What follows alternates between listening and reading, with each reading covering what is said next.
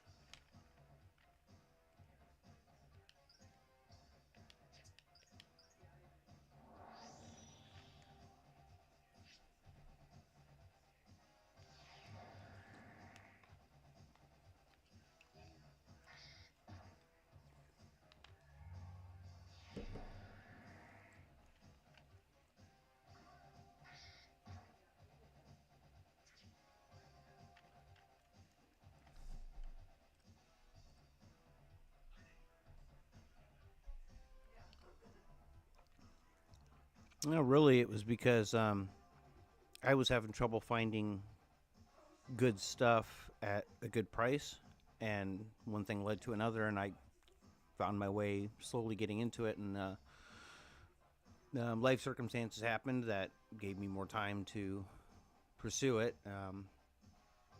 Slowly bought more equipment and refined techniques, more equipment. Yeah, it was really just it started because I was having trouble finding affordable, good quality stuff. So my whole mission is like make stuff that's really good quality, but at a reasonable cost, so it's accessible. That's really the big thing is making good, accessible stuff.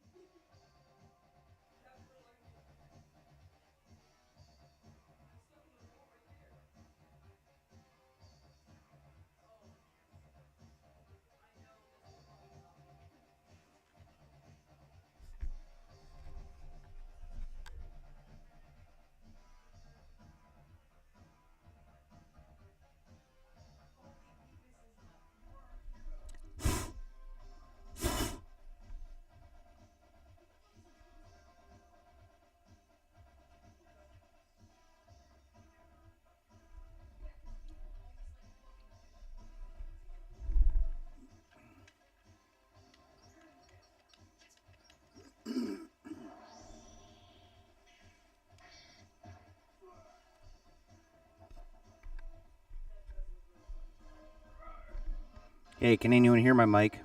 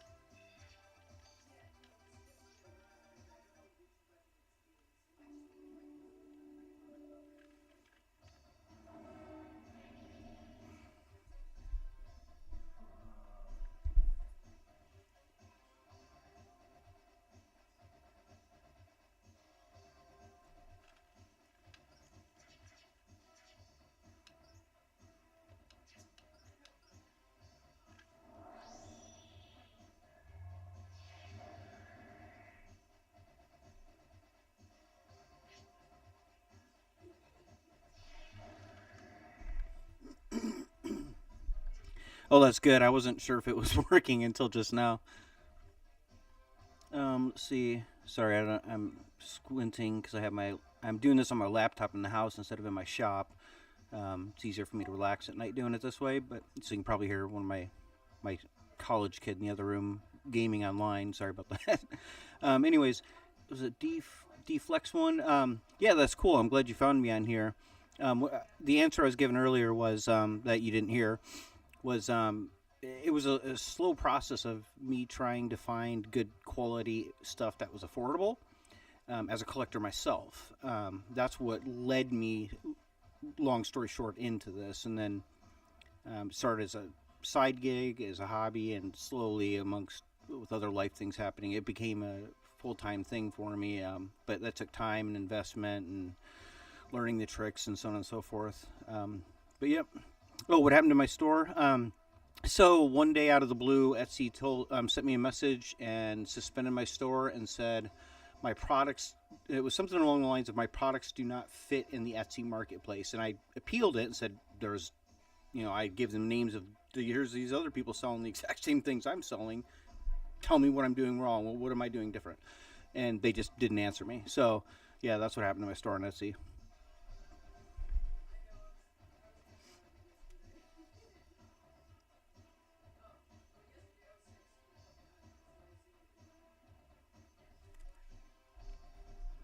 Can you guys still hear it good if I have it? I'm setting it over here so I'm not holding it. So I can try to battle my game here.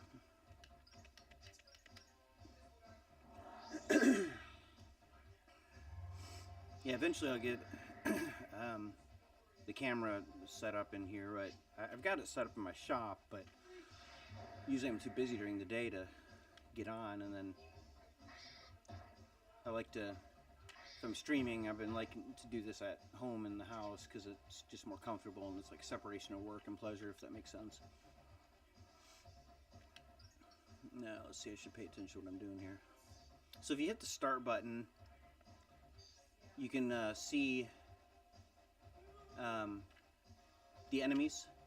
And what's interesting is once you've caught one of these enemies, you'll know how much hit points they have left. So like you see the Truss R, it's question marks on the hit points because I've never caught one of those. But the Homilist, I've caught one of those before. So when I'm attacking them, I know it's just a neat little thing. It's kind of cool. Just hit the start button to do that.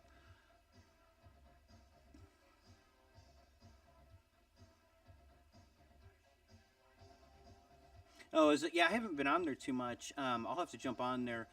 I know most of the because there's only a handful of people that make good repros, and I know most of them. I mean, less than 5 worldwide that actually make good quality repros, and some are more pricey than others.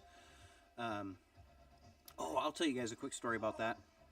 So, about halfway through my time on Etsy, I had one day I got this message, and like 3 of the other shops on there, they said, hey, if you don't raise your prices, we're gonna all lower our prices to match yours or whatever. And there was this whole back and forth, and it was really interesting because it really reinforced what I thought I was doing right, which is trying to make things reasonably priced. Um, there's really no way for me to go and express that, and it would have been weird if I tried to because it would look like I was just trying to rip on competitors. But yeah, I thought that was really interesting. There's some people, they may be making good products, but I think they really are about the dollars. And then there's a couple of the other shops. I think there's like 2 other guys out there that are like me, where they're doing it because they care and they have the passion for it.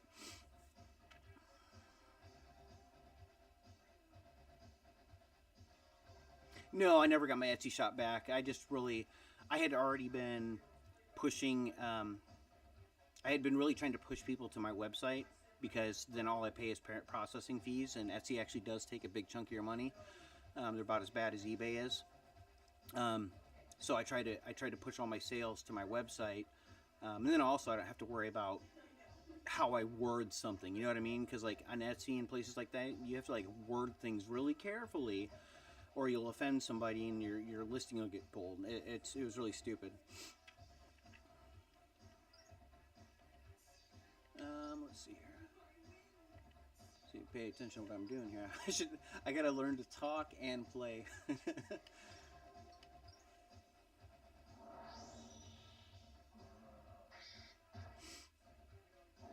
Yeah, if something, the Dreamcast is more difficult. I do test everything, but there's a real big problem with the Dreamcast in that if the laser isn't perfect, then a lot of the repros won't play, or just some. You could have like somebody who 20 repros play for them, and then they'll have one that doesn't, but then you play it on a different Dreamcast and it does play. It's really weird. But yeah, if it was something you got from me, just shoot me an email, and I have a different method I can burn things that'll sometimes fix that, like half the time. The method I typically use is the most reliable one, but if somebody's having issues, which is not too common, but it does happen now and again on the Dreamcast, really doesn't happen on the Saturn or Sega CD because their lasers are much better on those systems. Oh, what was I doing? Oh yeah, I'm going to change my...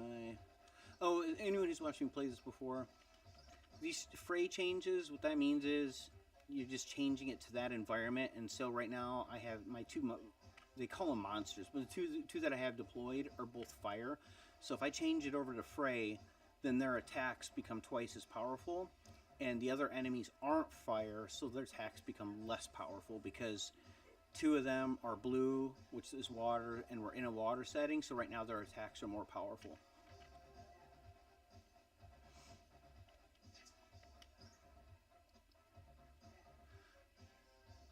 Oh man, shoot me an email though. If you don't have an account on my website, I have the loyalty rewards on there, which is another reason I push people there because you get cash back on all your you can bank it, and it's just a way for people to get more money and or save more money. And anyway, I can dump some extra points in your account for you. What was I doing? Oh, I better. Not paying enough attention. I'm going to use a mirror. Anyone who's watching me play this has noticed that I've been using that mirror a lot. It's like one of the most useful Arcana cards I've gotten so far. Because then every attack you get the next time bounces back, but it only works once.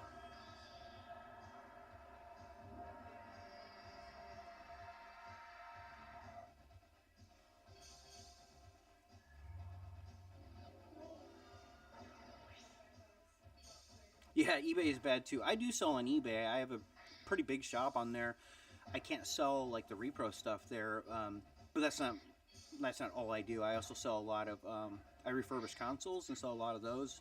I even have a repair business. I actually do a lot with that. There's a lot of people, surprising number of people that will send that are looking for someone who will repair their console for them. Yeah, I know. Yeah, Nick. Yeah, the foggy. That's starting to become a joke now. Website now.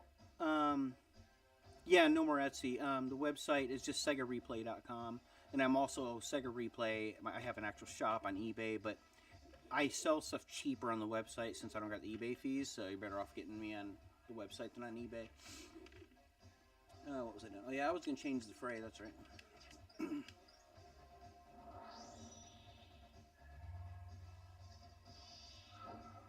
I know it is too, man. It's starting to crack me up because of the comments. You and one other person comments on Foggy. It's just a weird one. It's starting to crack me up now. Yeah, I have a Froggy too, but he kind of sucks. He's not nearly as strong as this one is. Alright, let's finish this guy off. Oh, the capture cards. How those work is... Hello. The capture cards, if one of the enemies, if their health is in the red, you like half the time if you use a capture card, you can capture that monster and then they become yours. And you can either keep them or sell them. If you want to make sure you can get them, use two of them capture cards at once, and you're pretty much guaranteed to get them if their health is in the red. And sometimes you can get them if their health is in the yellow as well. I only use them like if I'm actually really wanting to get that specific monster. Oh, what was I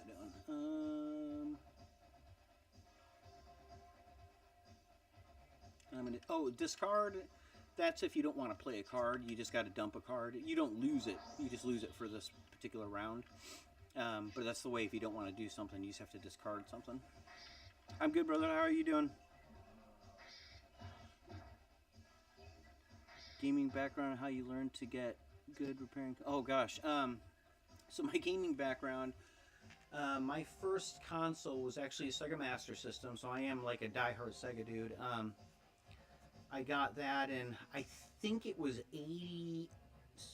It was towards the end of the Master System's life, because I got like a clearance bundle that came with like, I think it was like 5 games and an extra controller. I never did have the light gun back then, but one of my friends did. So I did play Master System light gun games. Anyways, I had the Master System, and then I got the Jenny. The Jenny was... The Master System, me and my older brother split the cost on that, and the Jenny was an interesting one because I was a paper boy back then, and had to deliver a lot of papers and sold. Does anybody remember those Olympia or Olympic cards where you could sell those cards and you got like $1 for every box you sold? Anyway, I did a bunch of stuff to raise money, and I bought my Genesis. I actually had an Alter Beast Model 1 Genesis. I was early with the Sega CD in regards of I had like the Model 2 as soon as it came out. I never did get the Model 1. Yeah, I do. I got the Saru. I've also got like the EverDrives for the Game Gear and the Genesis. The Sega CD is still one of my favorites. I know a lot of people rag on it. I love it. I absolutely loved it. I have a lot of good memories of the Sega CD, and I still play it today. It's like tied for me as my favorite console with the Saturn. I have the most memories with the Sega CD and then the Saturn. I got the Saturn early. I got it the year it came out. I didn't get it right at launch. I got it.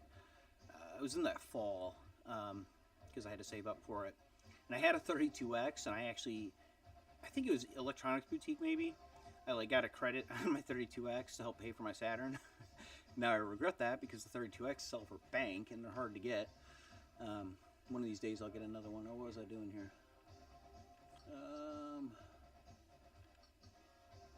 Discard again. And then after that, I got a Dreamcast on launch day. I still have, maybe I'll show you when you guys, I have like a lot of really cool memorabilia. Like I have a $99.99 launch bag. And the $99.99 bag, I think they're really hard to find now, but it was like a special thing if you pre-ordered the Dreamcast, and I don't even think every place had them. So I've got some weird crap like that.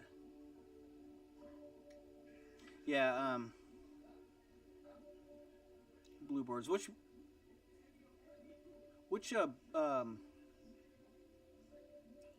blue board are you referencing? My brain is going to two different things.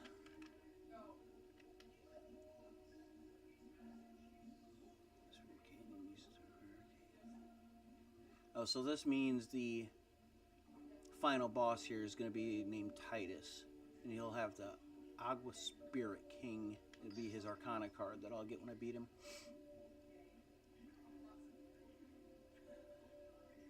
Yeah, I think I've got 4 Jenny EverDrives in inventory right now.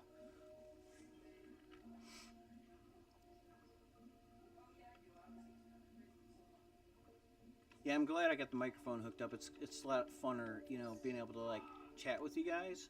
It's kind of hard. Oh, this is something else you run into. Every dungeon, there will be at least one of these. There's actually 2 in this dungeon where you have to capture that specific monster. And if you have them in your inventory, the door will open for you. I've gotten most of them in the dungeons I've been in, but the last dungeon I was in, there's still a door I might have to go back on once I capture the card at once.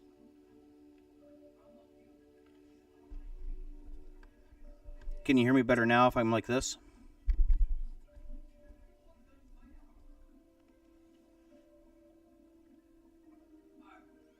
The games that I've tested, yeah. If there's anything specific you want me to test, I can. Man, I don't know if I can beat this guy yet. I tried before and he kicked my butt.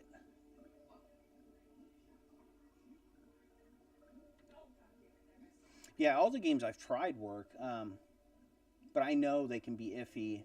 I'd have to look and see what version software is on them. I don't know off the top of my head. Yeah, I need that card there. Yeah, this dungeon's a little more walled off than any of the other ones I've been in so far. I've beaten 8 dungeons. This is the 9th.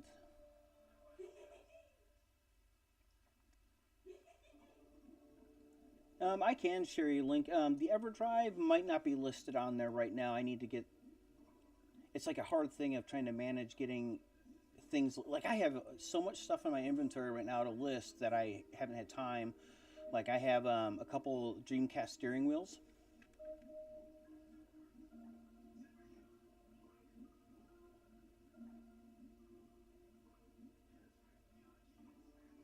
Oh, I think I know what you're talking about, Nick. I'm not gonna. I fought that guy like 3 times now. Let's see. Um, yeah, shoot me an email, Jeff at SegaReplay.com, and I'll see if I can get that figured out for you, Nick.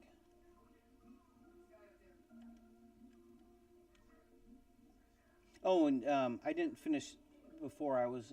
The question was how I got into gaming and how I got into repairing. Yeah, so Dreamcast I got 99.99, and that was I was in college in '98, fall of '98. I'm getting old. um, I went to college for 2 years, and then I joined the Army because I wasn't sure what degree I wanted yet. So I did my first 2 years, then I went in the Army. So yeah, I was in the Army when 9/11 happened. That was fun. But anyway, my Dreamcast actually went with me in the Army, and I played it till the end. Oh, this is the guy I didn't beat last. Let's try to beat him. Yeah, repairing. Oh gosh, that just kind of came about out of need. Like going back to my young days. My dad like got me into building computers and stuff when I was a kid. Um, it was mostly not because like of any love of doing it, but he was cheap, and so if you wanted to have something good, um, it was this whole idea of you had to make it yourself kind of thing, so you get the components and make it for a fraction of the price. If anyways, that was kind of how I first got my hands into all that stuff. Let's see here, and then more in the modern times, like my original Dreamcast started crapping out on me. I don't know, 5-6 years ago.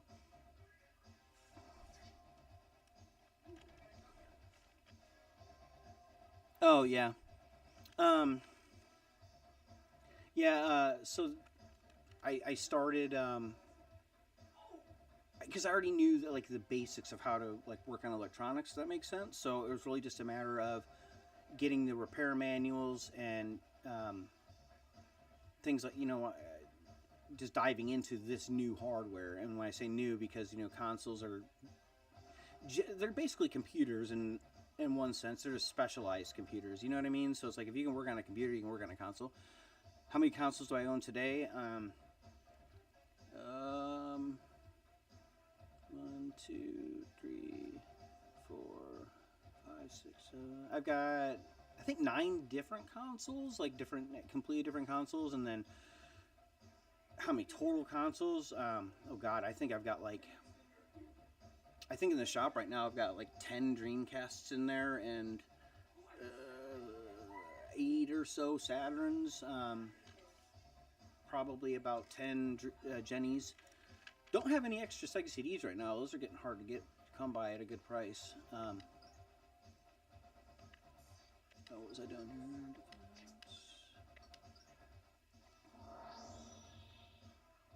here? Yeah.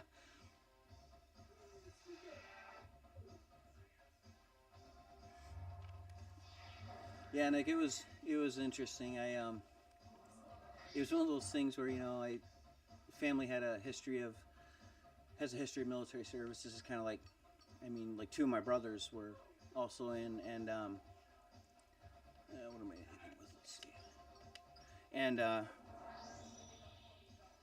thought it was a good time. Like, I'll go join the Army, get my, do my little tour of duty, and then by the time I'm done, I'll figure out what I want to do in life, kind of thing. And of course, I couldn't have predicted 9/11, and that was not cool. But I was in First Cavalry Division, so if anyone knows military stuff, that's one of the units that gets sent out pretty quick. Do I collect games? Yeah, I do. I have a decent collection of Sega CD and Saturn. I have a small number of Dreamcast, mostly just Dreamcast games that I have an attachment to. Whereas the Saturn and Sega CD, I've got like a lot of stuff that I've maybe played once. Maybe I'll play it again someday. But typically, like in the Saturn, I'll play CDRs typically. The Sega CD, I'll play CDRs. The Dreamcast, I use a GDMU just because as I was talking about earlier, they have so many laser issues. So for the Dreamcast, I actually do use the GDMU instead of physical media. But like I said, I still have physical media for the Dreamcast. It's just, like Skies of Arcadia, I love that game, and so I have this, stupid attachment to it. Yeah, I've got quite a bit of Saturn and Sega CD stuff. I'll have to show that on a video someday. One weird video that I'm got in the works, I went through and I've been buying Sega Saturn controllers, like new in box, but like just tons of different ones from like stuff people have never heard of, some stuff they have. I've got a huge collection of them, and the whole point is I'm going to unbox each one of these controllers on video, and then I'm going to test them, and then I'm going to give them a score, because the whole idea is I want to make I want to do the unboxing because I think that'd be cool, but then I want to be able to score them so people can have a guide when they're trying to decide what controller they want to use.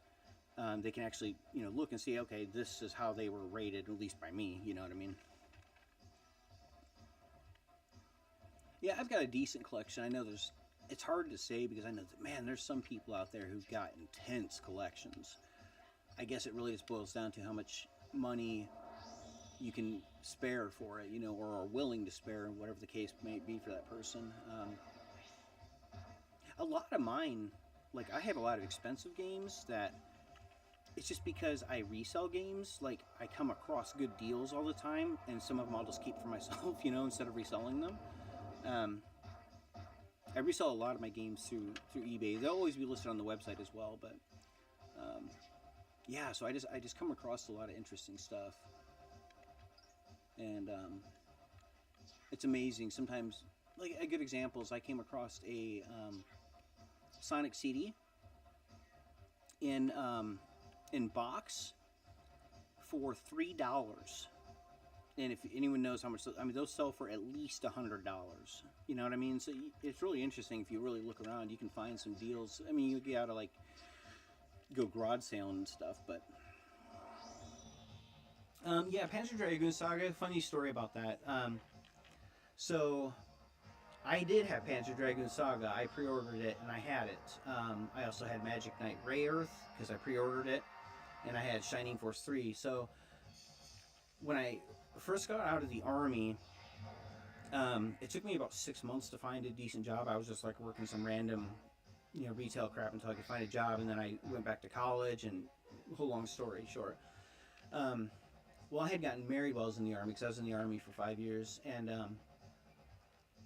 so we just needed money to make ends meet, and I was looking at all these things I have that I could sell, and I sold Panzer Dragoon Saga for $500 all the way back then, and I was in the mid-2000s.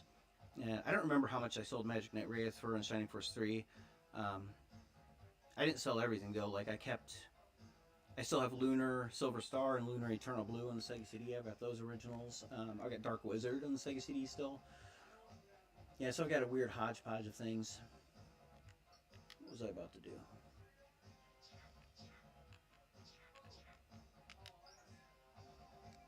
But yeah, Panzer Dragoon is a beautiful game, and I think a lot of people don't realize, you guys might because you're into retro gaming, but there's a lot of people don't realize that's not just a rare, neat, fun, cool game, and Panzer Dragoon is great, but it was innovative as hell. And I don't think a lot of people realize how much groundbreaking crap happened with that game, and there was a lot of games that would later come out on PlayStation and even Nintendo, where the creators would reference Panzer Dragoon Saga as their inspiration. Just there was so many groundbreaking things that game did. It was truly ahead of its time.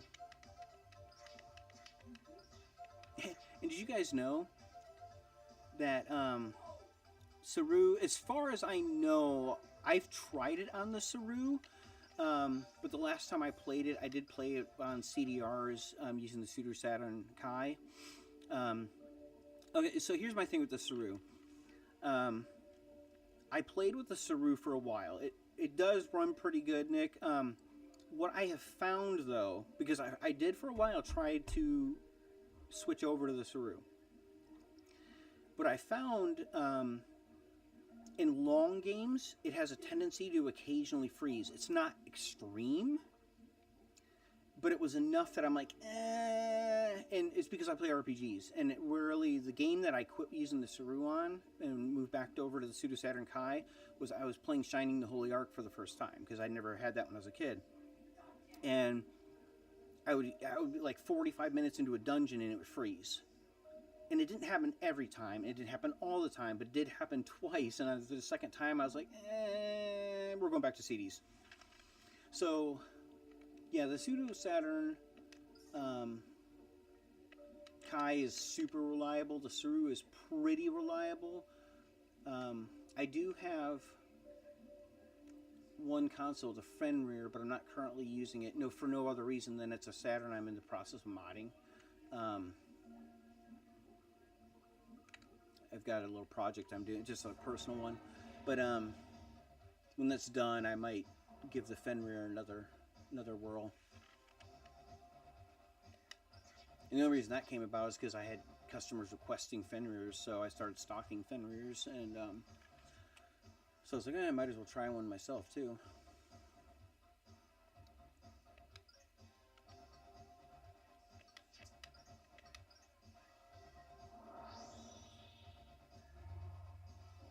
No, they're not. So when the Saturn was being developed, and a lot of people think that Sega lost their lunch during the Saturn era, and they didn't. They actually were the most profitable year Sega ever had. This will shock a lot of people. Was 96 to 98, or was it 95 to 97 were their most profitable years ever. Because the Saturn, even though it didn't sell good in the U.S., most people know, it sold like crazy in Japan and Brazil and places. Well, the Saturn, to this day, has the highest game attach rate of any major console. So, for example, the PlayStation 1, as big as that was, it had an attach rate of, I think it was 9.3, which means for every console sold, the average person who bought one would buy 9.3 games. Well, the Saturn had 10.0. Which is the highest attach rate of any retro console. So Sega was making bank on the Saturn, even though it didn't do as well as Sony did worldwide. The point is, they didn't have to cut corners back then. So the lasers were really high quality ones. Whereas by the time the Dreamcast came around, the reason the Dreamcast killed Sega is not the reasons people think. They still had a lot of money when they started developing the Dreamcast, but the Dreamcast cost them a lot of money to develop. There's a lot of groundbreaking tech in it, and it ate their lunch. And when they started selling them, they had to sell like a stupid amount of them to make that money back and not go bankrupt. And they weren't selling them fast enough. They sold like, I don't know, 10 or 14 million, something like that, total consoles, but it just wasn't selling fast enough for them to make back their, I think it was like somewhere in the ballpark of like the development costs and the tooling and all this other stuff. It was like $200 some million, which is a lot of money in the late 90s. So they had to cut corners on some components, like the laser. They had to use a much cheaper laser. In fact, the Saturn, like, I mentioned before, I resell a ton of consoles, and it's rare that I come across a Saturn with a bad laser. They're just, those things are beasts, man. Like the lasers on those, as much older as they are than even the Dreamcast, and then if you get a Dreamcast, it's like 50-50 if the laser's going to work.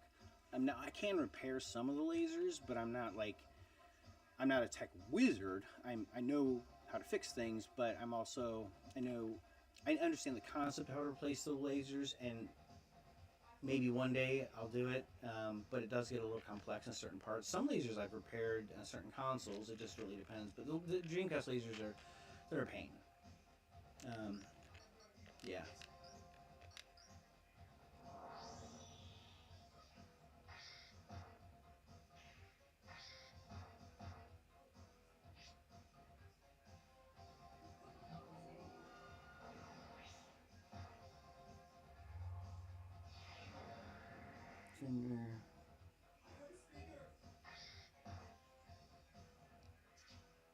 Oh, another thing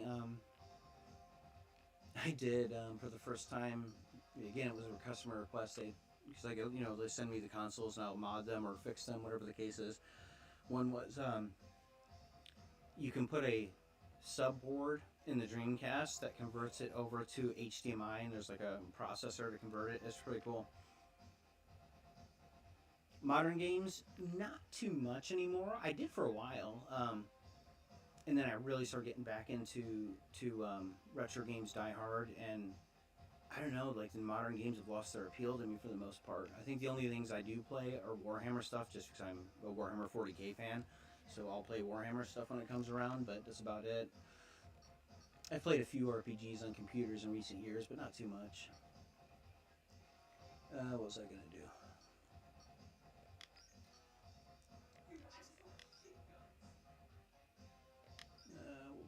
I like this turnip dude. He's one of my favorites. Oh, do you guys are you guys aware that the Dreamcast is online again? And some people are and some people aren't.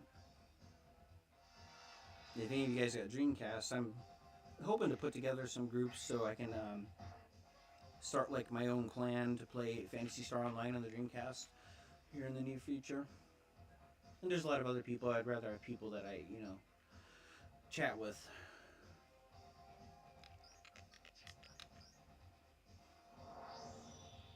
Yeah, they keep.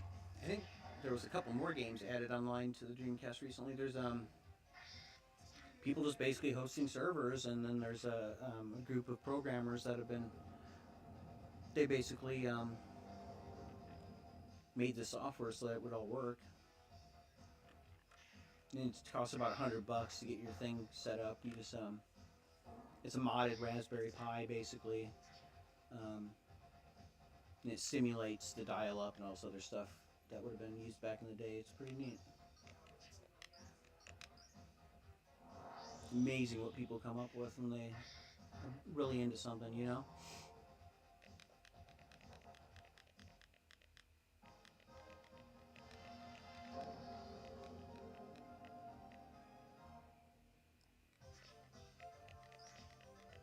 Oh, you're talking about Panzer Dragoon Saga earlier. That's on my list of games that I'm going to do Let's Play on here in the near future. After I beat Arcana, oh god, do I want to fight him again? I got to. Let's see if he kicks my ass like he did last night.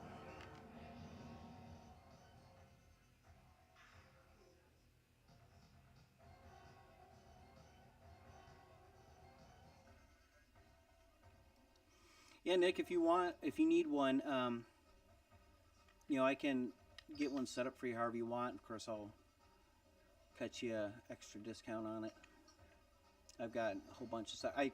When I say customize, I can customize them internally and externally. Like I've been making Shenmue themed ones and Skies of Arcadia, Virtual On, some of the other ones where I theme the whole thing, including the controllers, the VMU, everything. It's all kitted out. They're pretty neat. Or you just go with like a base one.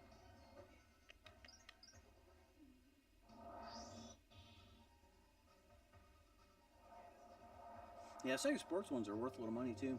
Oh, I'll tell you guys a fun thing.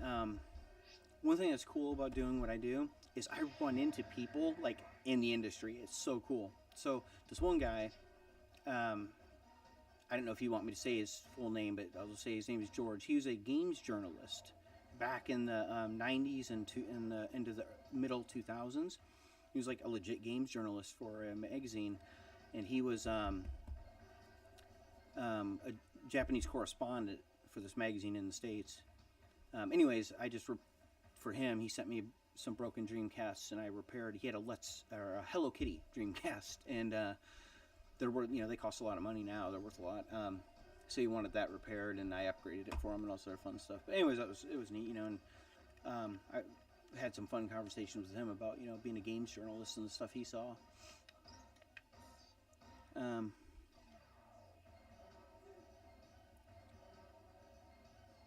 Deflex 1, what's your problem?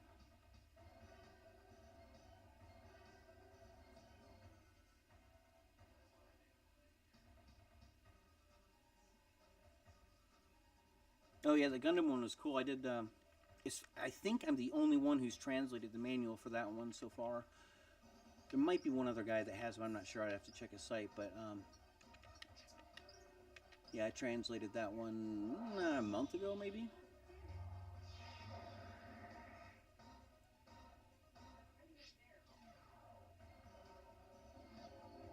Oh, Nick. I think if you look on there, you'll find it, and it'll say that it's out of stock. I don't remember if I have it so that you can back order it or not, but I always can, because it's one I can put together pretty much any time. I just don't have any prepared at the moment. Is the reason I don't have it listed, but you should be able to find it on there.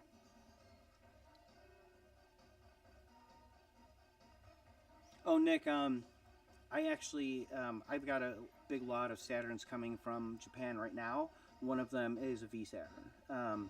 And I even got a hold of some of the controllers, because the controllers are stupid. They go for like $100. But I got a good deal on those. So I got V Saturn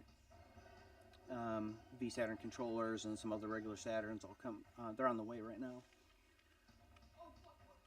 Because I've been going through, Saturn's just, the scene is awesome, man. People are really, a lot of people are getting back in. I'll talk to people who they're, in their 20s and they're buying a Saturn. It's really cool to see the Saturn just really popping off. It's like it's having the life it never had in the U.S.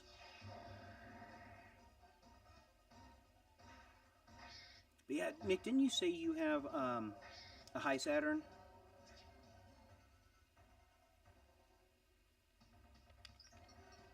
Oh, for anyone who's watching, if you combine two cards at once, but it has to be the same kind. So like right here, I've got two of these guys. If you launch them two at the same time, then you can hit everybody on the screen at once instead of just one person. And it's also stronger.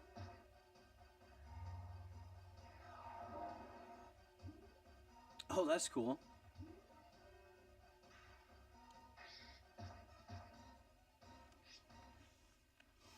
Yeah, I've only talked to one person that worked at Sega, and it's that some of you know I'm talking to one of the programmers from Sonic Extreme, and through him talking to one of the project leads as well. He's the one that he's arranged it, so I'm going to do a live interview with him and so Sonic Extreme, had a crazy development history.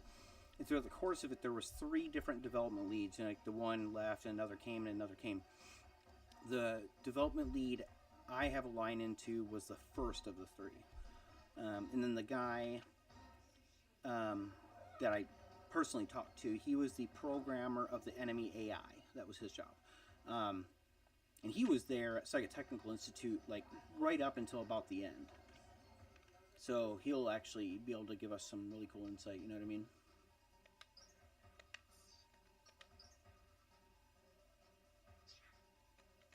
So the problem with this boss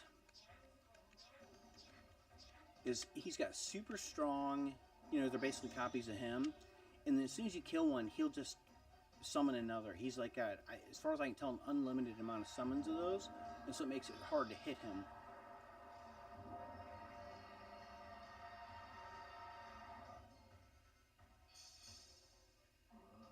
Oh, I just saw your lineup there. My problem is you have too many Dreamcasts.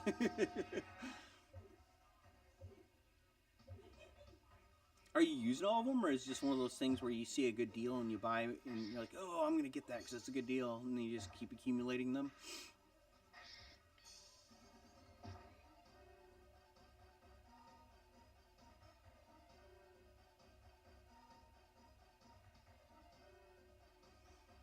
Nick, it was the... I couldn't tell you the specific nomenclature, but it was the Model 2 version of the V Saturn, I'm pretty sure, if I remember.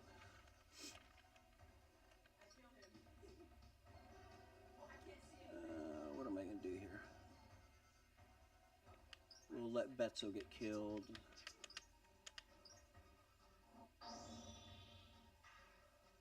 Yeah, the High Saturn's cool. Oh, hey, I also, on that, because you can go to like auction sites in Japan, like Japanese auction sites, and you know, if you know how to work those, you can get some good deals in bulk orders. If you get them like individually, you can still get a good deal, but it won't be as good a deal as if you order bulk. But anyway, I've got a small order of the Saturn Impact video cards coming too, so if anybody needs those, I'm about to have some more of those in stock.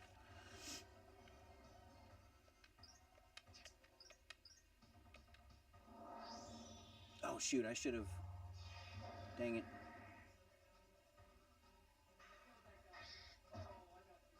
Fighters Mega Mix is such a great game. I can't believe Sega let that series die. You know what I mean? It had so much potential. I mean, they could bring that back now and still make money out of it.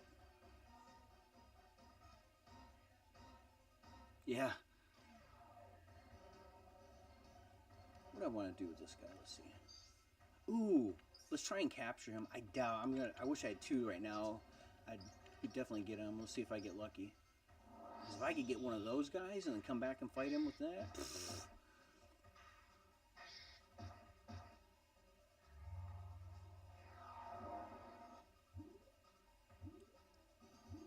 Yeah, I had, if you look at my channel, I've got unboxing a Dreamcast in 2025 video.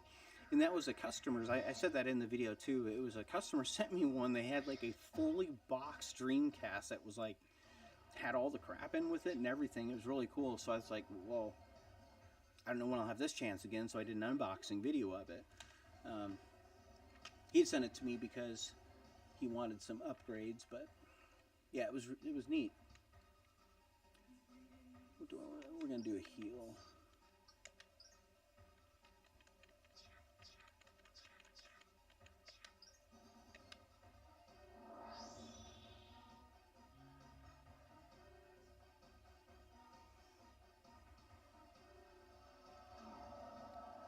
Hey, did any of you ever have the Sega channel back in the day? Yeah, Nick, I think you're right, and I'm pretty sure that's the one I got, because I think Victor, or JVC, Victor, I think that most of their production run was on the Model 1.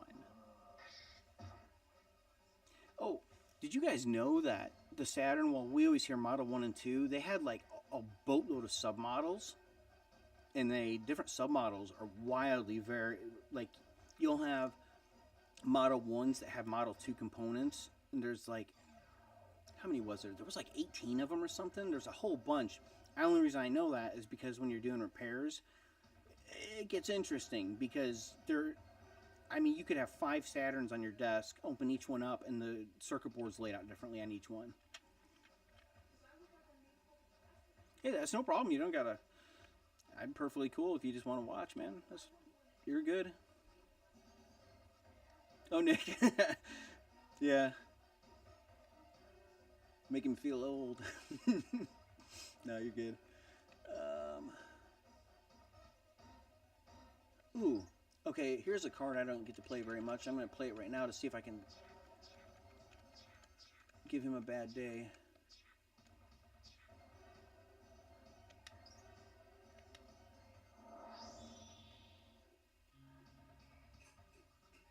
Yeah. Yep, me too. Yeah, I just asked about the Sega channel because I think I've only ever run into one other person. Well, I had a friend that had it also when I was a kid, but I mean, since I've been an adult, I think I've only run into one other person. They had a pretty good subscription rate, and enough that it lasted for several years, but it was really cool and so ahead of its time. It was one of those things where the deal was, my dad's like, yeah, but you're going to pay for it. That's just how he was. He let me do it, but I had to pay for it.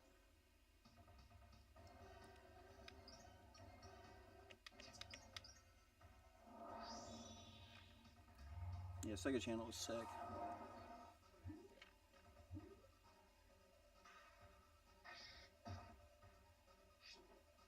Oh, here's one other cool thing. I'm hoping to do a video of this probably in January.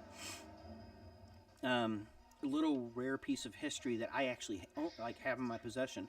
So, if you're a diehard Sega fan, you're probably aware, especially Sonic, that Sega was groundbreaking in advertising in many ways. And one of the ways that they were groundbreaking was advertising on food and the way they did it, and the extent they did it. And that started with the Genesis when they were trying to push the Genesis to beat Nintendo, and when Sonic 1 came out. Well, one of the most famous ones they did that actually was a big hit for Sega was they put Sonic on these cereal boxes. And those have become big collector's items. Well, my dad was the graphic artist who made those, and I have the original blueprint that was used for making the plate that printed the boxes. And I have it, and it's got like the actual sign off when the blueprint was signed off and everything. And I've got this whole thing. It's a big thing. It folds out. And it's just one of those things he gave to me because he knew I was, big Sega fan. Yeah, I'm sold out of those right now, but I have 3 or 4. I can't remember. I think I've got 3 of them on the way right now, the white Saturns. That's my favorite one, too. I like the white one.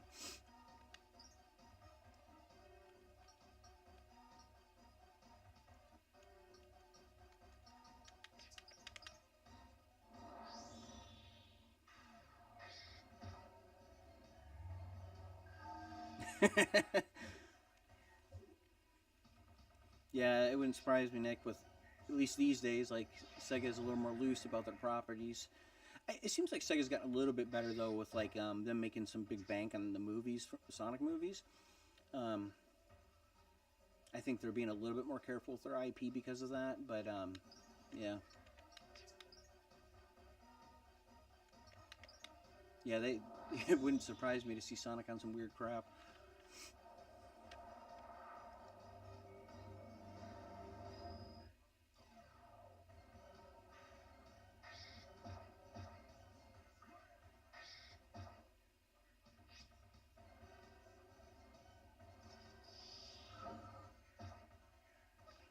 Oh, I forgot. I got this bowl of cereal here getting soggy.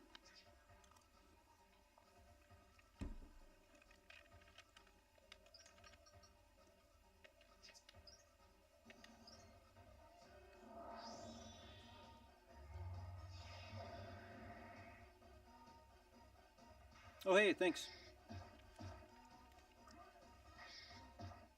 Yeah, if anyone, this is a good. He just mentioned that he followed my Instagram.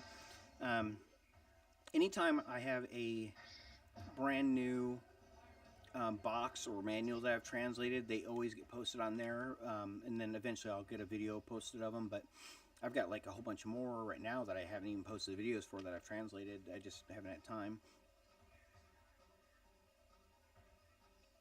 Yeah, Nick, it's not too bad to retrowrite those. Um, it's really actually not too hard. The Saturns and the Dreamcast, I retrowrite those all the time.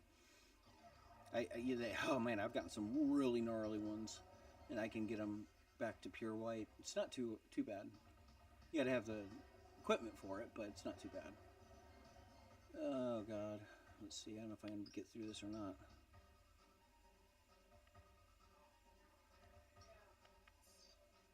I'm afraid to remove anybody right now because then they'll hit me. We'll discard.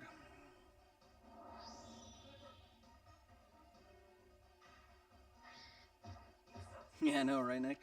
Yeah, I got into this weird habit of, I used to eat a lot of like stupid crap at night. I'm like a late night eater. And for like the last year now, I'll just have like a bowl of cereal and it satisfies me, and I'm not eating like, I know cereal's not great for you, but better than other things I could be eating.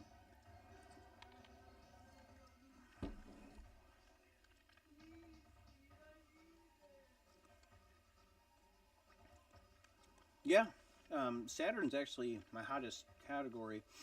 Um, I mean, I do a good number of Dreamcast, a lot less Sega CD. Kind of a shame, but Yeah, Saturn's like the hottest one right now. I think like just right now, I've got in my work queue. I think I've got close to 100 Saturn games going out. Usually takes a little under for a week to get an order process. Just depends how many I've got at a time. But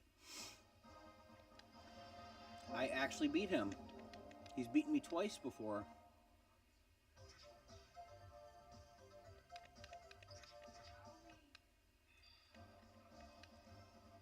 Yeah, and the thing about, and I'll vent with you guys for a little bit. Like, there's if you're in like the greater Saturn community in the forums and whatnot, you'll notice that there's like a strong divide where there's these people who get pissed off about repros, and then other people who support it. And it's like split up the middle. And it really irritates me because I feel like it's an elitist thing. Because I literally got into this because I wanted to make affordable repros because most of them are overpriced or just poor quality. And I was a consumer of them. You know what I mean? I was buying them myself. I feel like the people who are opposed to it are being elitist. They're like, they don't. They want to keep it like an exclusive club. You know what I mean? Like, oh, if you don't have the means and know how to make these yourself, then you can't have them, kind of thing. And I think that's crap because who has the time to do this? You know what I mean? Like, most people don't have the time to A, learn how to do it, and B, get the things you need to do it. And it's like not a simple thing of getting any regular, say, CD burner or any regular CD for that matter. You know, I had these very specific CD burners and they wear out and you have to replace them after however many, and they're getting harder and harder to get the right ones that'll burn deep enough. And then it's getting harder and harder to find good quality CDs. Because most of the CDs now are super cheap and they'll be hit and miss on whether or not they work. And also, if they do work, they'll strain the laser because the laser has to work harder to read them if you're using a crappy CD. So there's like a lot that goes into it, and it's like, I don't know why these people feel like it should be like so exclusive. I don't know. It just really irritates me that they want to gripe about it and expect that everyone else is going to be a tech wizard and have the time, money, and resources to be able to do it themselves. All right, now we're going into a new place. It might be leading me to the boss for the first time. It depends what console. The Sega CD does not have copy protection because when those came out, CD burners were super rare, so Sega didn't even put any copy protection at all in them. So a Sega CD can just play a repro without anything. A Saturn can play them. Any Saturn can play them if you have something like a pseudo Saturn Kai. Pseudo Saturn Kai is a bootloader cartridge. It's basically it sticks on the cartridge slot and it bypasses the security lockout in the Saturn. What's really funny is Sega actually knows those exist now and they don't care. Literally, it's been a thing approached to Sega, and Sega's like, they don't care about the repro scene, they don't care about the homebrew scene, unlike Nintendo. Nintendo will send their lawyers after you. Sega's really cool about it. They feel like if the fans want to do this stuff, great.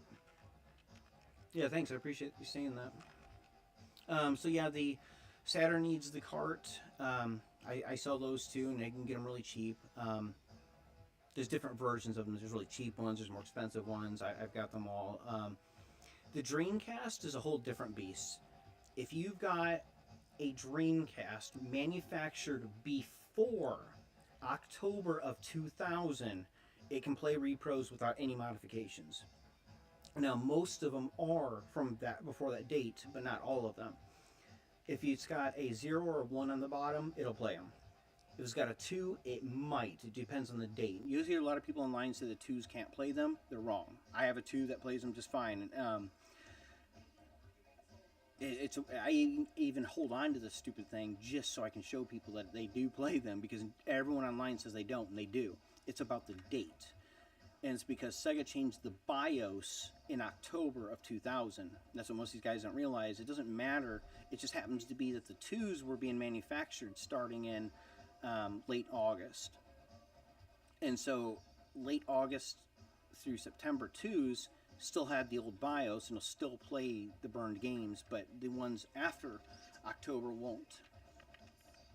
So yeah, some of them do, some of them don't, but it's not difficult either way to play them. Okay, this should be an easy battle if I pay attention.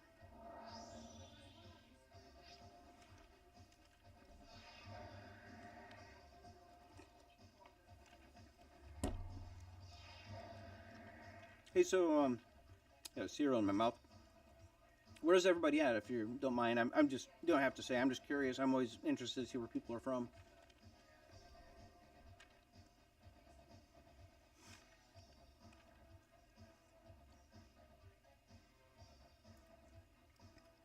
Yeah, Nick. I also have a special printer, so I can reprint the discs. If you go to my website, I have something called Disc Art Gallery, and those are all the disc arts for all the discs. Sega CD, Saturn, and Dreamcast. I've got all the galleries on there. You can see probably 75% of all my discs that I've done. Louisville, yeah. I was at Fort Knox for a while when I was in the Army. Had a little time in the Red Hills of Kentucky. I'm in Springfield, Illinois, by the way.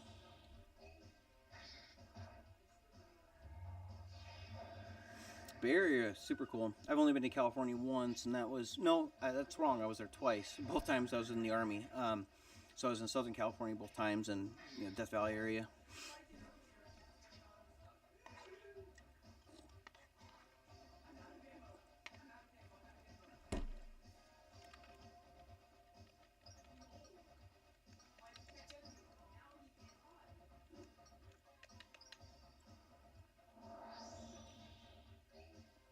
Yeah, you're probably right, Nick.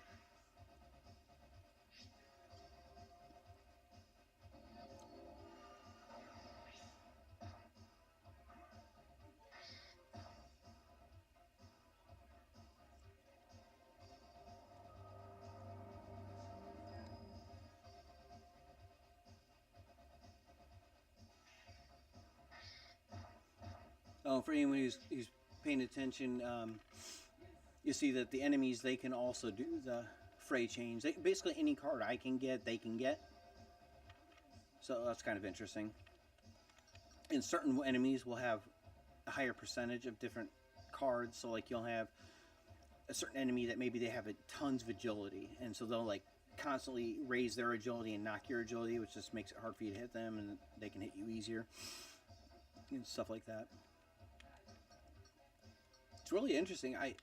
If anyone heard me say this the other day, I had never played a card battler before. I never had an interest in it. And then this was translated on the Saturn, so I was like curious, and then I translated the manual. It made me even more curious to play it. And it has, a lot of RPG elements as well, so I was like, okay, I'll give it a shot, and I like it.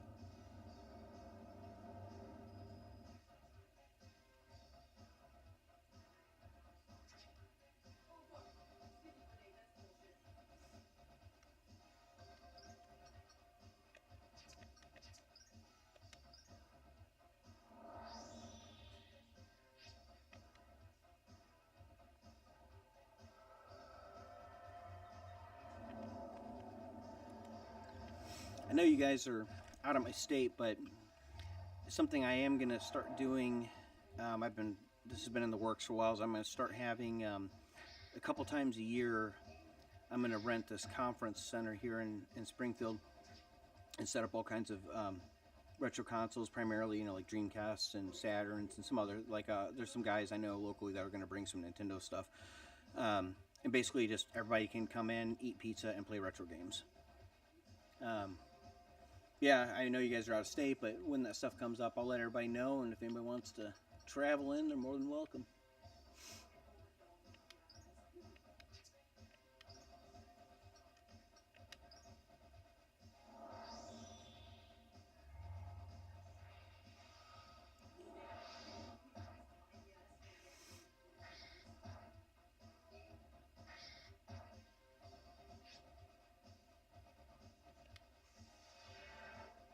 Yeah, so you mentioned you speak Spanish in the home. My wife is the one of the Spanish translators, and she's like in nursing, one of the Spanish translators. They're like one of the few people in her clinic that can speak Spanish. Let's see. No, I better heal.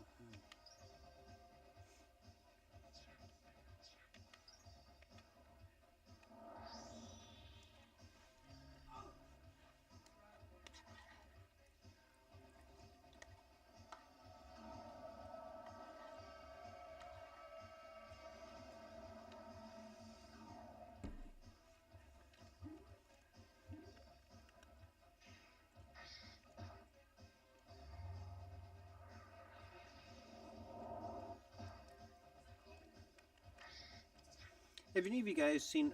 I've only done one so far, but I did like a full review on. It was for Lunar Silver Star Story, the Saturn version. It was the first full review I'd done, and I actually have scripts written for 4 more. But I was just wondering if any of you guys had watched that and what you thought of it.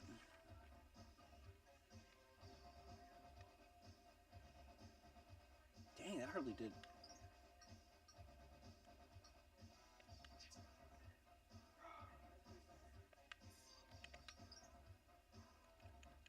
I wasn't paying attention and I let myself get my HP low.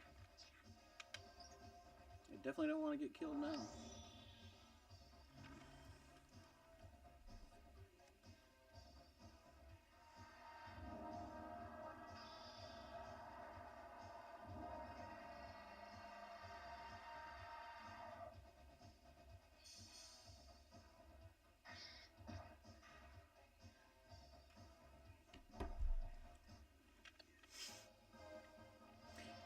Yeah, I think back in the day, I had a little bit of Spanish going on. I mean, yeah, like a lot of people, I took it in school, but I was in Texas for quite a while in the Army, and so I picked up a little bit more conversation there, but I think I've lost most of it by now. I think I could probably read and write Spanish a little bit decent, but probably couldn't speak it very well, aside from like the real basic crap.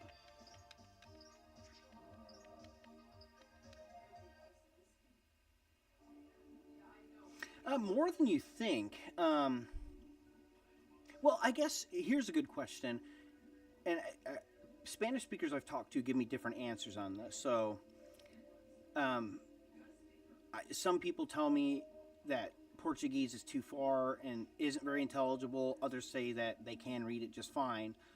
But there's like this small group of guys that keep translating everything to Portuguese, and they've been pumped.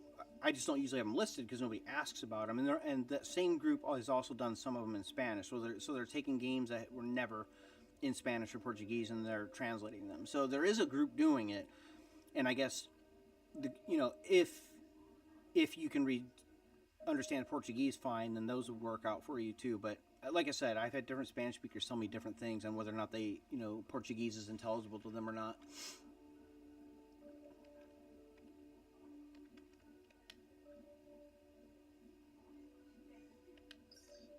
Yeah, there's so many cryptic things in here. I haven't figured out many of them yet.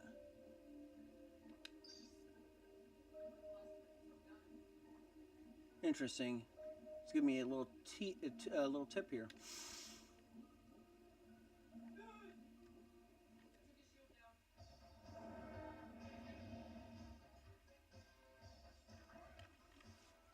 Yeah, what's interesting is like there's because there's this guy he's actually made brand new Saturn games, 2 of them, and I think a third, but I'm not sure. I know 2 of them, and he's in Brazil, and I think both of them because there's a bigger English speaking audience for them, but there's still a pretty big South American audience. So I think all of those he made in Spanish, Portuguese, and English, and I think somebody else converted his games to French. I'm going to play those. hopefully sooner than later, do live plays of those. They're like graphic novel adventure kind of things, which I'm not opposed to playing those.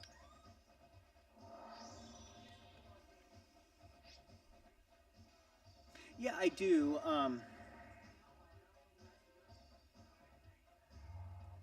It's yeah, it's just, I think part of it too is the novelty because I've never played a card battler before, so maybe someone else who's played a card battler might not like it as much.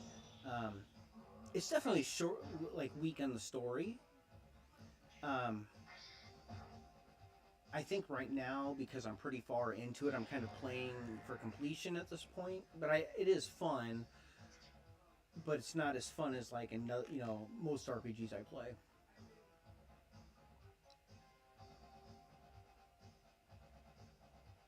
Oh, all the mods for the Saturn. Oh, let's see. Hold on.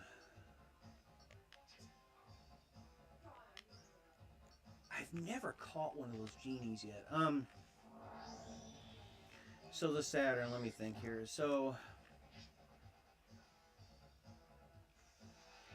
the standard mods that I do most frequently, because the Saturns are so robust, they don't break down very much. But one of them that I do at request, just as a preventative measure, is there is a PSU, a power supply upgrade you can do for those.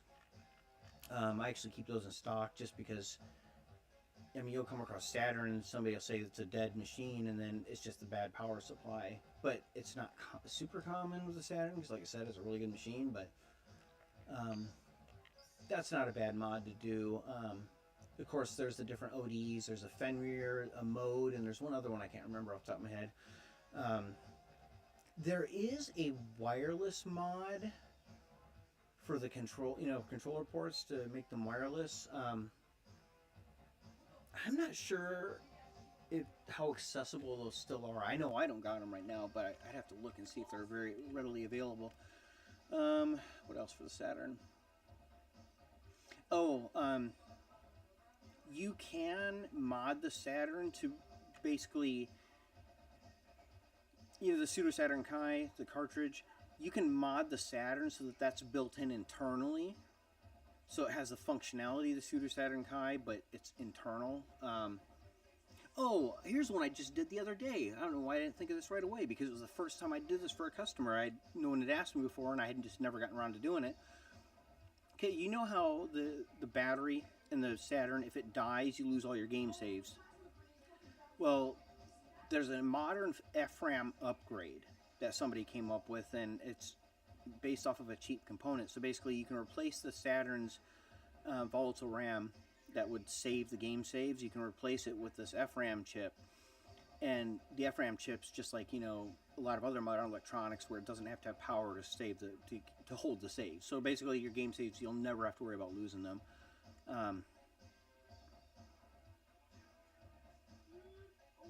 Yeah, they can. The Saturn I'm playing on for this that you're watching right now, this is my actual OG 1995 black Saturn. It's the one I keep in the house. But like in my shop, I have a white Saturn, Japanese Saturn. That's what I use in there when I'm testing games. And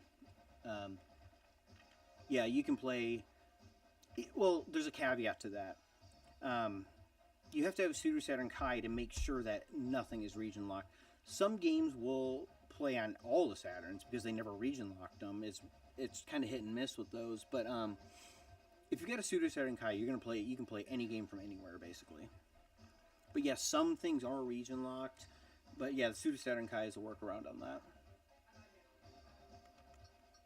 What was I doing here? Oh, I think I was gonna try to capture him. No, not yet.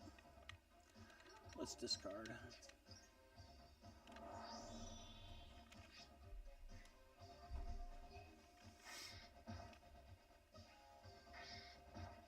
Yeah, region locking, Nick. That's one of those things of the past. No, I don't think modern consoles really do that anymore. Not that I'm aware of, anyway.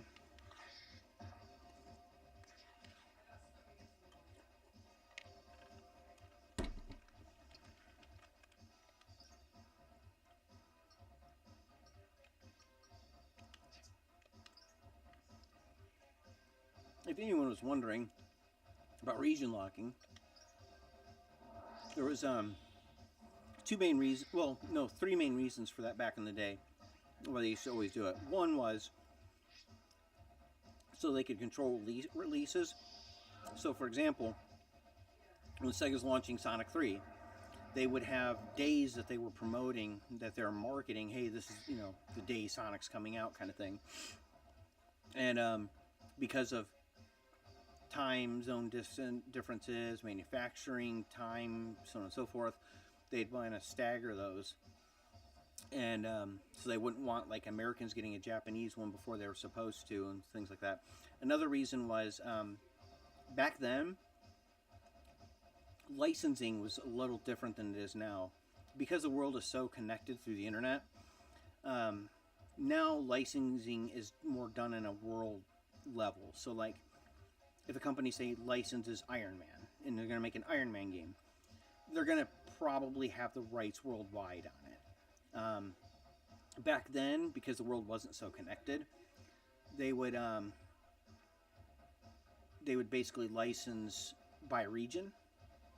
And then another thing was, back then, the cultural differences. So like, certain things that were acceptable in games in Japan weren't very acceptable in the US, and vice versa. So that was, again, another reason for the region locking. Deflex one, Super Saturn Kai, it's a cartridge that you plug into the back of the Saturn in the cartridge slot. And the base model is fairly cheap, and it unlocks the region for the Saturn so that it can play burned games, it can play games from other regions, things like that. Also, every version has Game Shark cheat codes built into it. They're optional, you don't have to use them, but... Oh yes, good night. It's always good talking to you. But yeah, Super Saturn Kai, if you're gonna play Saturn, I highly recommend you have one.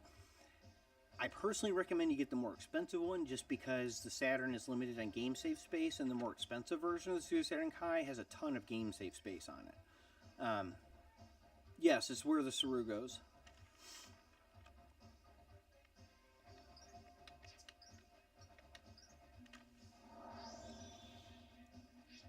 Also, the Super Saturn Kai, if you get the more expensive one, it has the 1 through 4 meg carts, because if you're not aware, you might be, I don't know how much you know about Saturn, but you've got certain games that have to have the RAM expansion to play. Well, the Super Saturn Kai, it has, again, not all of them, but the more expensive one has that functionality built in. So you've got a jack of all trades. You got a cart that has tons of game save space, it has the RAM expansions, it has the region unlock, all that stuff. So it's pretty invaluable. I mean, like what you're seeing right now, the Saturn I'm playing this on, it has a Super Saturn Kai plugged into it.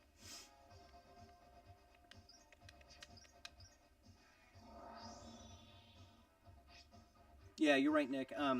There's a handful of other games that are really weird. It's like, why do they need it? But and then there's some that are optional, where they can use it for sometimes just trivial changes, like Keo Flying Squadron. It adds additional voice samples, and but then there's some other ones that, as you know, they won't play at all. But yeah, it's mostly fighting games, but there is a handful of other. One that I was just thinking of, Gun Griffin. Gun Griffin really, it really helps with the Gun Griffins. So yeah, I've got 3 versions of the PSK. You'll see it abbreviated PSK, Super Saturn Kai. Yeah, I've got 3 versions of it.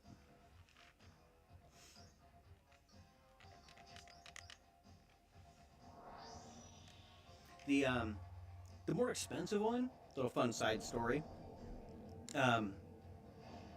It got really hard to find for like the last 2-3 months, about 3 months, because there's like one electronics shop that was manufacturing them, and then they would send it to different suppliers, and the suppliers were sending out to the retailers. But it was like one place making it, and they're in China, and they got pissed off about the tariffs and stopped shipping them to the U.S. And they dried up really fast. Like I was hoarding what I had left just for like people who really needed them.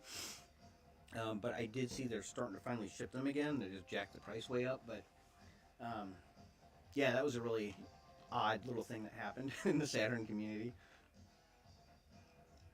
No, the Saru will only allow you to play like if you're wanting to. So yes and no. If you're happy putting the ROMs on it and playing it that way, you're good. But if you want to play the physical discs, then you'll need a PSK because the Saru won't help you with that.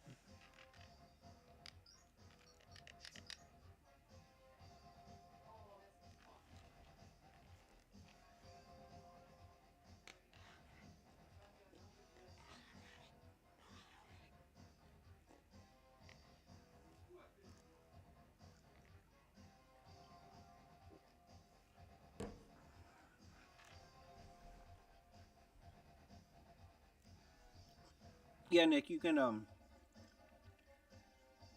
mod it internally. Yeah, it's um it's basically a cut down version of the cartridge board.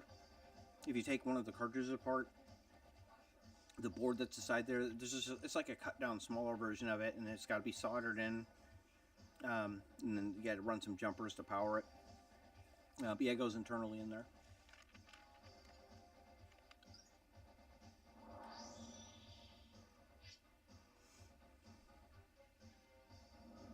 Yes, that's how I'm playing it right now. That's correct. It's a burnt disc with a pseudo Saturn Kai in the back.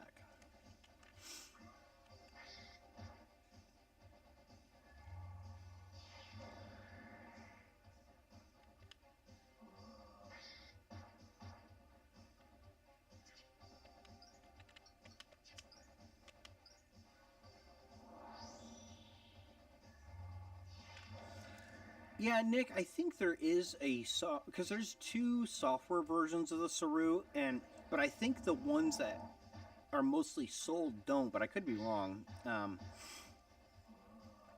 have to look at the ones I have and even see if it does have a boot into CD option.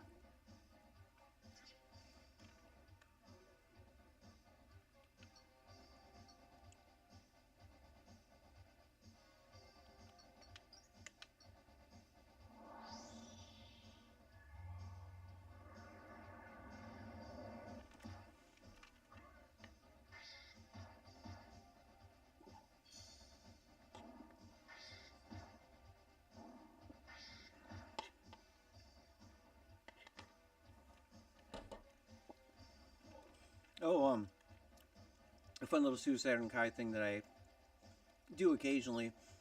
Um, what am I doing here? I'll take original Saturn RAM carts from, or memory carts rather, from Japan. I'll like order in lots of those. But I'll get like the translucent ones that are would never normally see here, and then I'll just take them apart and make pseudo Saturn Kais out of them. Like I think I only have one in my store right now, and it's a translucent blue one. It's just neat because if you want to have a one of a kind, unique one stuck in the back there that you're looking at, it can be done. Excuse me.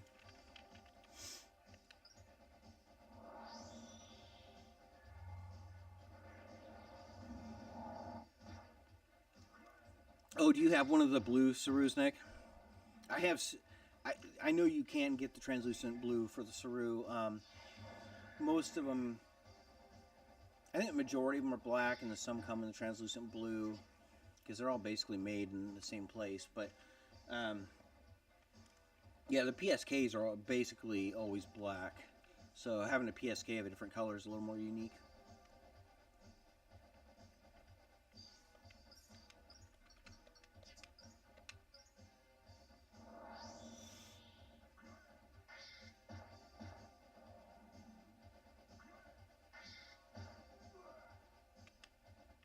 That fighter one card, I'm glad I got him. I got him last night, and he hits hard.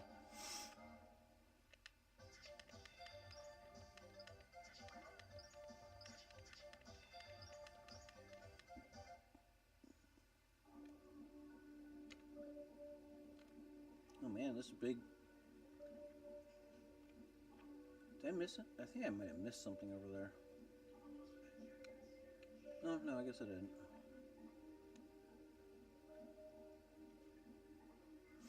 I gotta be getting to the near end of this dungeon.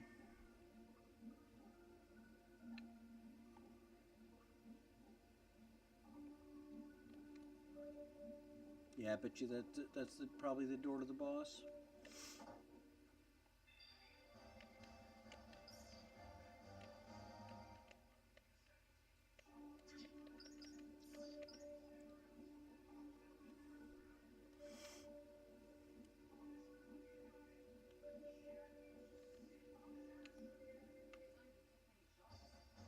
Yeah, this is probably the boss guardian and the boss behind this.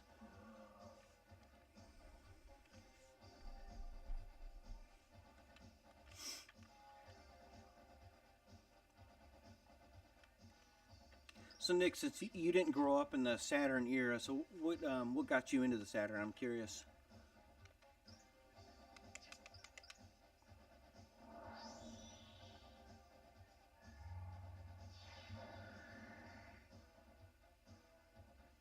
Yeah, so all of mine are. It just depends on how you load the software, but yeah, all of mine have the action replay built into them. So either whether it's the cheap one or the more expensive one, I just load them all that way. Because you can flash them with different software, and there's different variations of the software. Foggy!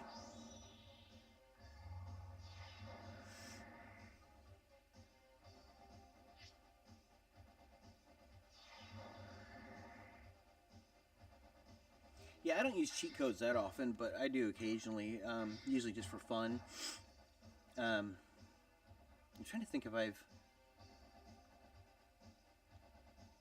Yeah, I don't use them very much. I was thinking maybe I used... Yeah, I did use one on the Alien Trilogy game, because that game is like ridiculously weak on how much ammo it gives you. To the point where it makes it not fun, you know?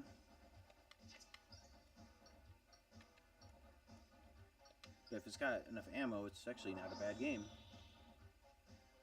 Especially considering who made it.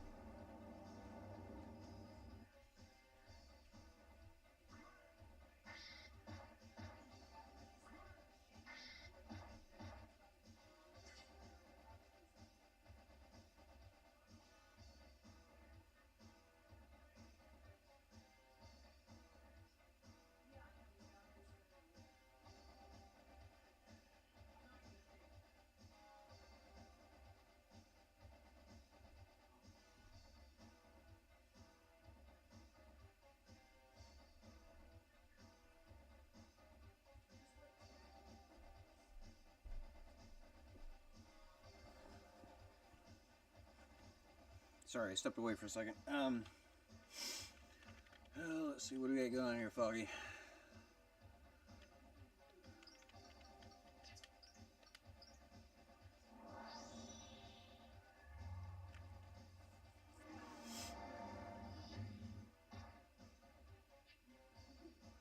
I don't think it's... Oh, water blade, yeah, I don't see that very often.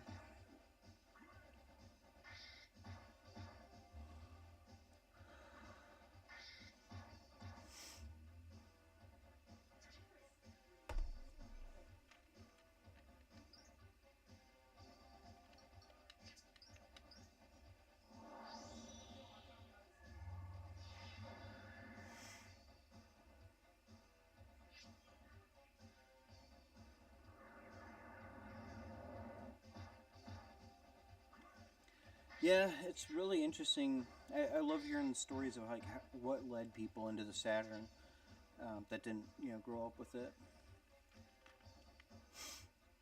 Yeah, Daytona's. I still play Daytona. It's just fun. It's one of those where I know I don't really get bored with it.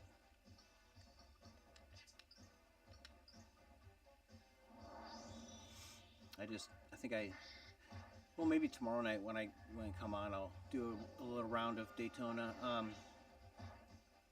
When I was a kid, I was really good at Daytona because I played it a lot.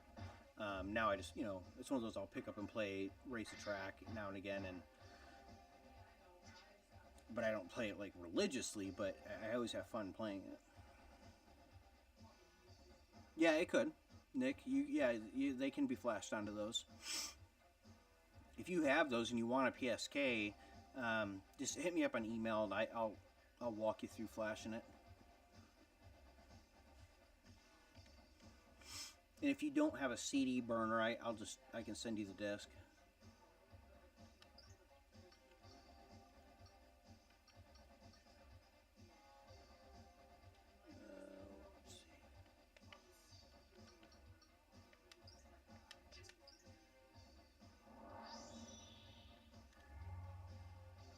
My top 5 games. Oh God, it's people ask me this all the time, and it's so hard because I'm exposed to so many games because I do this, and it's like constantly changing for me. Like I'm constantly discovering new games. It's crazy. Like I have such a huge list of games that I've discovered because of other people because I do this. There's just so many great games that I love to play, and I've played a little and want to play more. I don't know if I could do top. I'm thinking.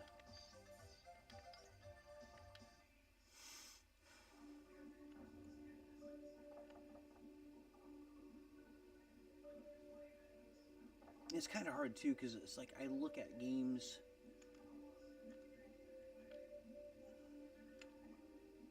It's almost like you almost have to break them down by category. I think I might. This dungeon is long, but at least I'm making good headway finally. Top 5 games.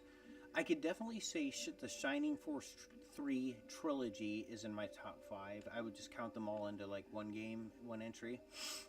That game is just absolutely amazing in so many different ways. Definitely, if you guys haven't played Shining Force 3, like all 3 of the games, if you only ever played the first one, you gotta play the other 2. It changes everything when you play all 3 of them. They're just amazing. So that would definitely be in there. I still have really strong memories of Nights. I really love Nights into Dreams. Still love that game. Love Sega Rally. Let me think.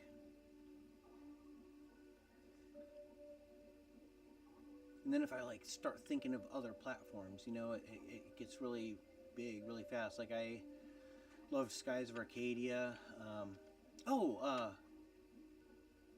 Grandia 1 on the Saturn. Holy crap, was that good. And long. I mean, if you want a long RPG that just like you have those games that you just want more and more because it's so good. That's Grandia. That game went on and on and on. It was so good. Oh, my email, it's just Jeff, Jeff, at SegaReplay.com.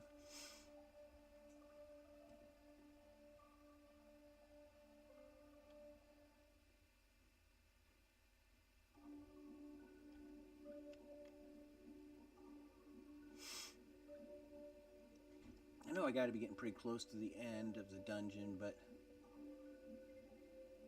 I think I'm going to go out here and save. You can't save in the dungeons, but you can save outside.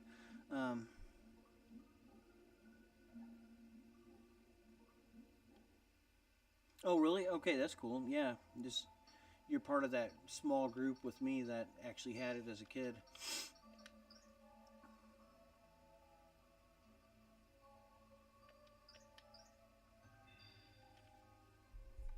So some of the other games, I really like. I love Radiant Silver Gun. That's a great game. Thunder Force 5, I think, is amazing. When I was younger, I got really hooked on Darius Gaiden for a while. I wouldn't put it in my top 5, but it was really fun. I got really good at it because I played the shit out of that game and got it to where I could beat the game on one continue. What are some other games I really like? All the Lunar games, whether the Saturn or the Sega CD version. I have more nostalgia for the Sega CD ones because, you know, that's where I played it first.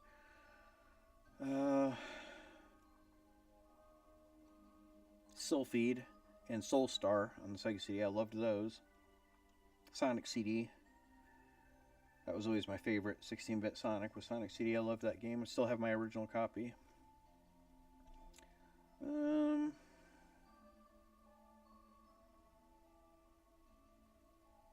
Oh, here's kind of an odd one. I wouldn't put it in my top 5, but I really like it. It's a game I had a lot of fun with. Was Unreal Tournament on the Dreamcast.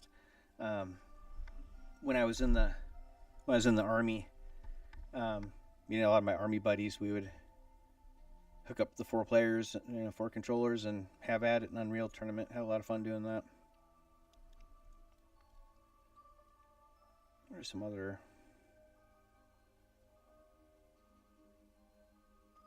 Oh, and if you have a Sega CD and you haven't played Soulstar, you got to play that game. It's so impressive on a technical level. It's one of those games you're like, man, if Sega had went this direction with the Sega CD, it would have been a much bigger hit.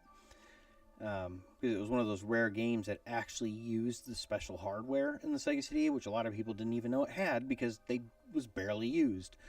Yeah, I'll definitely do a whole video on the Soulstar at some point. That game, I still have my original copy of that. That's one of those I'll never get rid of. Yeah, what else?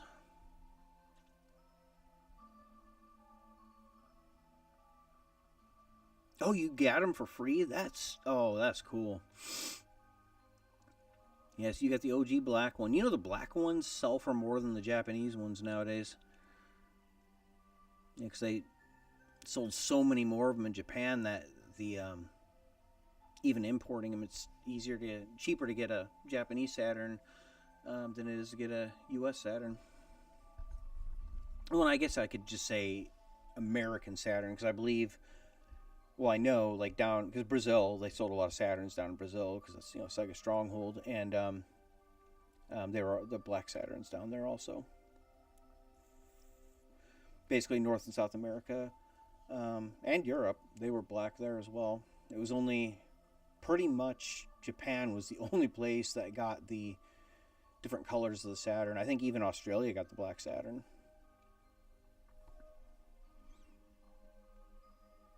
Yeah, one of the rarest controllers I have for the unboxing videos I'm going to do that I have new unbox is an Australian Sega officially licensed Sega controller, and it's still new in box.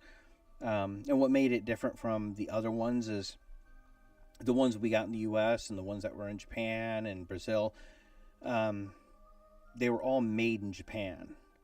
In Australia, I guess because of its location, Sega actually contracted a local Australian electronics company to make them.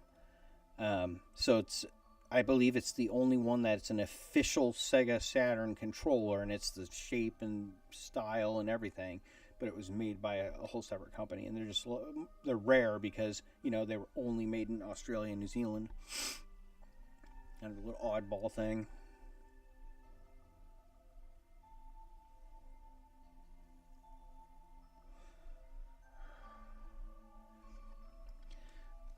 Well, before I jump off for tonight, anybody else got any more questions or anything they want to fire off at me before I hit the bed?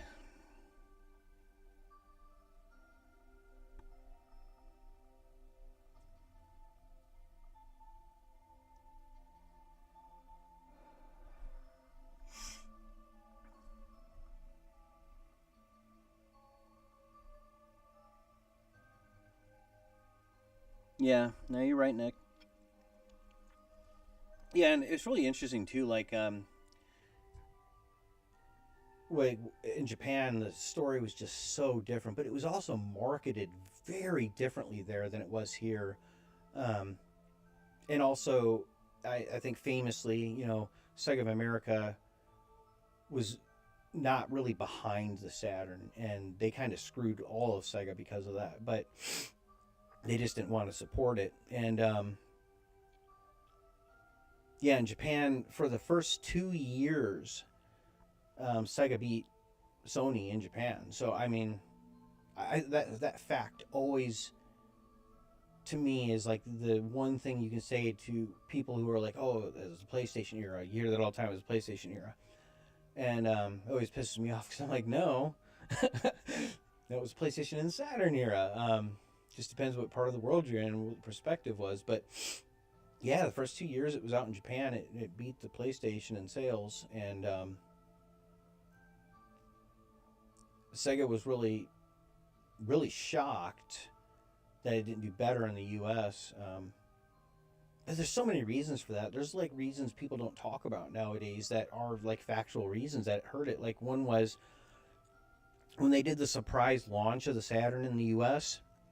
That so pissed off so many electronics retailers because Sega only shipped it to 4 different stores because they just didn't have hardly any of them because nobody had planned on it. It was like a rash decision. And so they had such a limited number of consoles that they could only send them they only send them to 4 different chains. It was like, let me think, it was like Electronics Boutique, Toys R Us, I think Babbage's, and there was one other, I can't remember.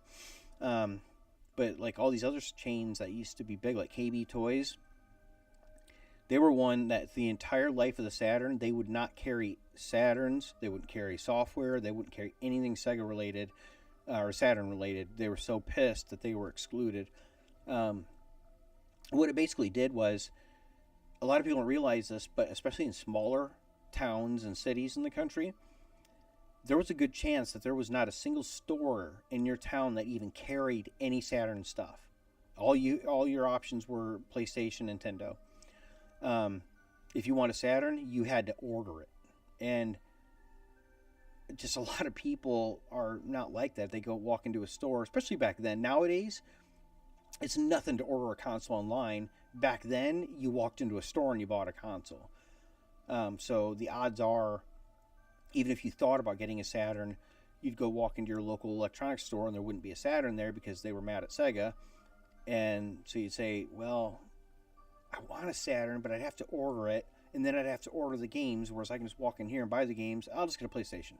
And there was little crap like that crushed the Saturn in the U.S. that people just don't realize now. Yeah, there was a lot of bad things that happened with Sega of America that hurt it here. And it's a real shame. I even, as a kid,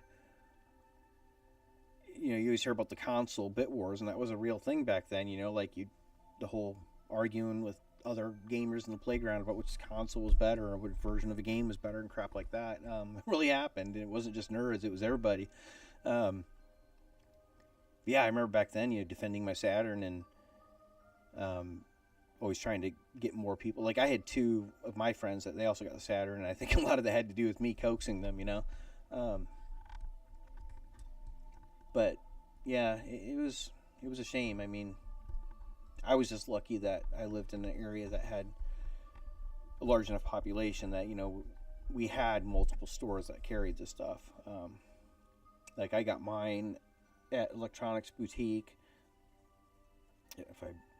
I think anyway, I'm not sure, because we also had a local chain back then. I don't think they're around anymore, but there was like a local chain that was called Video Games, etc., and they even like had like Japanese imports, which you couldn't normally get at a normal place. But yeah, you'd go in there and they'd have like a small selection of Japanese imports, and they'd order anything in that you wanted. Also, I didn't do too much of that back then, but I did a little bit, but not too much. Yeah.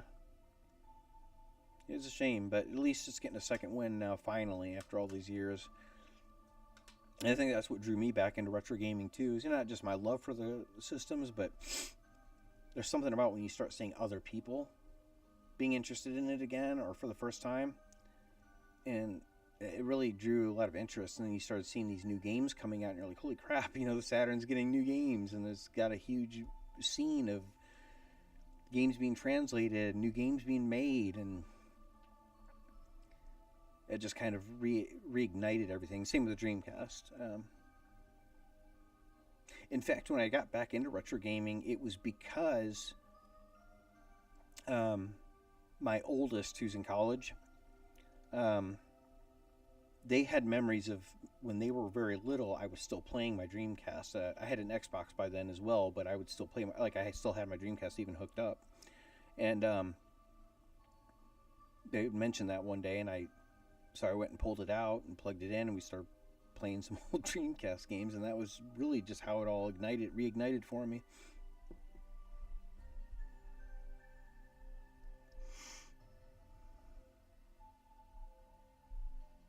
Yeah, you're right, Nick. It also did beat. I think for the entire run, and if I remember correctly, I think in the entire run in Japan, it always beats the Nintendo 64 every year. It was the last 2 years that Sony pulled ahead of it, but it was only by a small margin. And a lot of the reason they believe nowadays, like video game historians, believe even the reason that happened was simply because Sony's momentum in the U.S. primarily, because the U.S. is such a big video game market, that overall momentum, just the volume of consoles, meant that more and more publishers were just kind of like, I can make a bank just on the PlayStation. Why bother going through the hassle of pouring it to Sega? So even to the end of its day, yeah, it did continue to get a lot of software in Japan, but Sony was starting to edge it out in volume of software, and that's really what finally pushed it over in Japan. Was just it had such a volume of software. As much as the Saturn had back in Japan, Sony had even more. So yeah, that was a big part of it. Also, Sony had a better pricing model than Sega did. They changed that for the Dreamcast, but Sega still had the old pricing model, and Sony charged a lot less, or took a lot less royalties. And they also had because they're back then, especially too, I don't know how much they do nowadays, but back then they were a big publisher of music. Like, you bought a lot of CDs, they were Sony Entertainment. So using their manufacturing and distribution arm, they could get games out cheaper and easier. So like an example would be the Saturn and Nintendo 64. If you want to have a game published, part of the licensing agreement was you had to agree to manufacture X number of games. So like, just for instance, let's say you're a tiny ass publisher with 6 people, you're a startup, you want to make a game for the Saturn, you're going to go to them and they're going to say, okay, you can, but you have to make 100,000 copies minimum. And they would have to make all those copies before Sega would license it and allow them to start being shipped out and sold. Sony didn't do that. They would allow for, if you're a small, tiny publisher with a tiny budget, you could go to them and they'd give you a number like 10,000. But that was different. Nobody had done that really at that time. It was a whole new strategy, and it was smart on Sony's part. It made it easier for smaller publishers to get in the door than it was for Nintendo or Sega. Yeah, I did that as well. I used to use my visualizer on the Saturn, and that's why, like, if you watch like my regular videos, you see like my outro, I've got the Saturn visualizer in the background, because I have like big memories of that as well. Oh yeah, I remember back in the day when you had to go buy a disc and play your music that way. It's crazy how that stuff changes.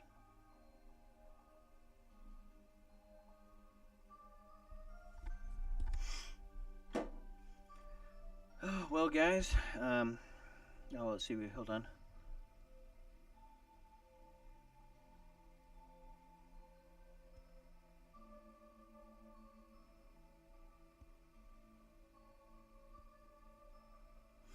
Yeah, and that last thing you said there, Nick, that's also like a big thing was, even though Sega was pretty big back then and they actually did put a lot of money into stuff, Sony was and still is just a massive company,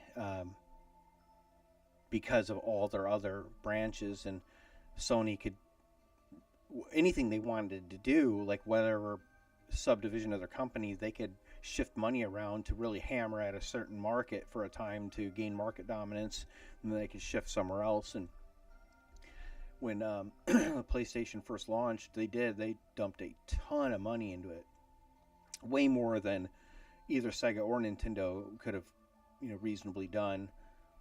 So I mean, that certainly helped. It was like an expression you'll hear from retro gamers now when retrospectively talking about that time, that I completely agree with, is the Sony hype train. I think that's a perfect expression of the PlayStation 1 versus Saturn era. Was there was a Sony hype train going on, and it was like you couldn't stop that hype train. It was like, no, I mean, you could sit down and compare games side to side, and it wouldn't matter if the Saturns were better. There was just so much hype. That same person you're trying to show those games to would walk out and still buy a PlayStation because it was just so hot.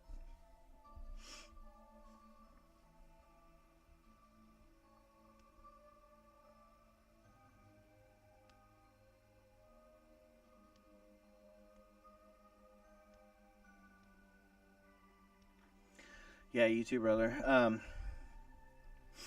No, yeah, you're right, Nick. I agree with that sentiment as well. All right, yo, I'm gonna cut out as well.